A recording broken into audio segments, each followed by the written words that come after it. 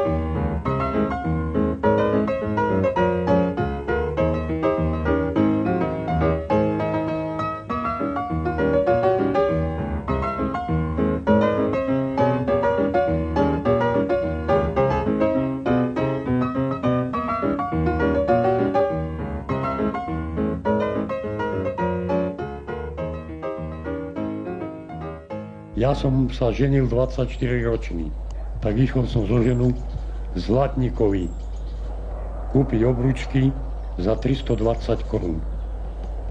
To bolo v Krupine u Ecksteina. A vyjdem vonka, dal som žene na ulici obručku. A ja som si dal, ani som mu neboskal, ani ona mňa, ani ja ju. Kdeže ešte na ulici boskavať. Keď mala byť svadba, tak som išiel do sebe chlieb. Kúpil som 20 litrov vina, aj so svokrom som tam bol.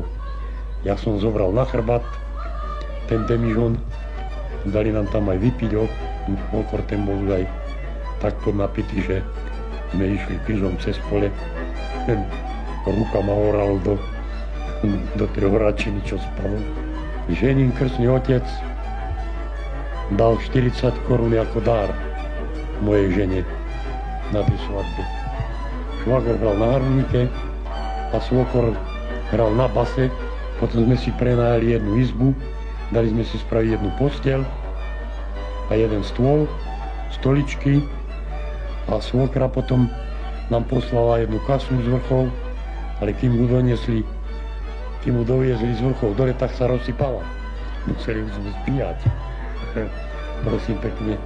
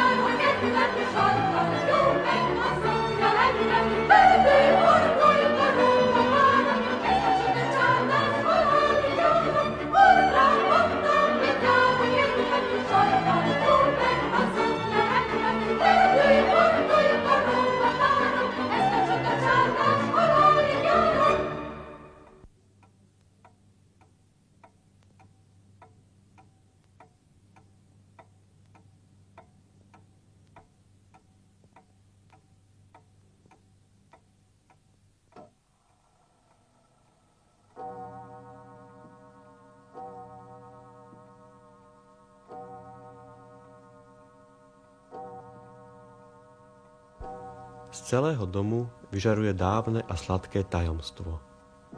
Dedo vravieval, že kdesi v dome je skrytá pálenica. Ale čo ako sme s otcom hľadali, nikdy sme ju nenašli.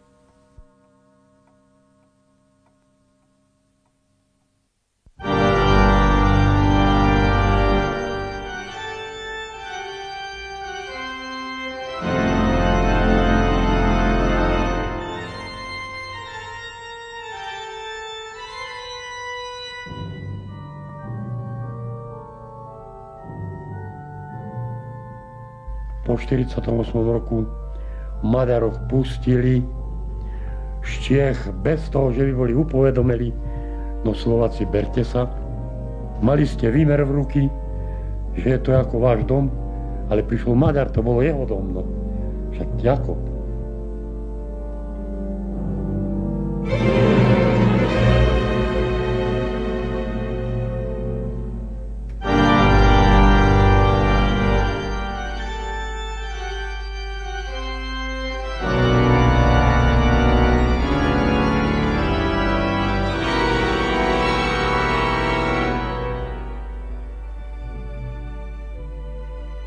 Čo si mal robiť? Musel si vystúpiť hneď, alebo si našiel vedľa nejaký rozdrganý dom, alebo sa hneď vrátiť, kto mal kde.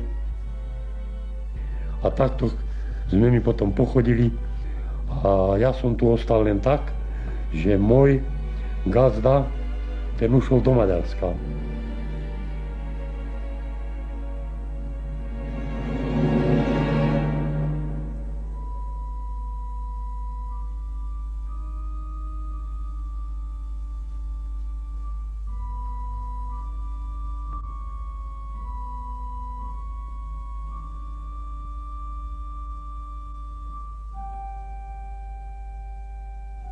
Bolo nás tu veľa Slovákov.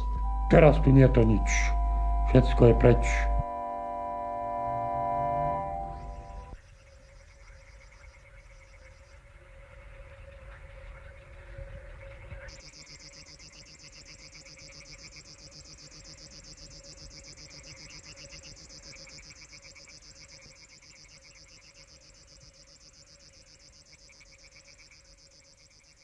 Milé naše deti, prídite, lebo starky je už veľmi chorý. Stále sa po vás vypytuje, že kde sa len tie deti a len ho dusí a lekárovi ani počuť.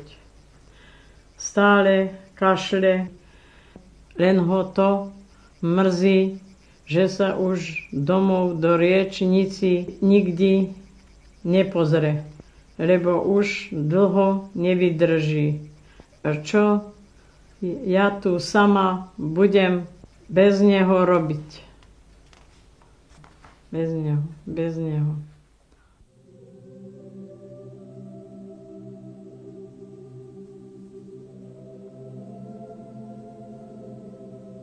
Môj otec nepísal mojej matke za 9 rokov ani list z Ameriky.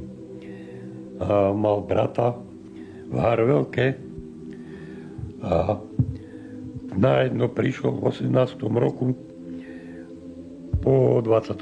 oktobri list do Harvelek. A jeho dcera, bratová dcera teda, doniesla ráno list a hovorí, nesem od strika písmo. V Prahe sú a bojujú. Nemôžem.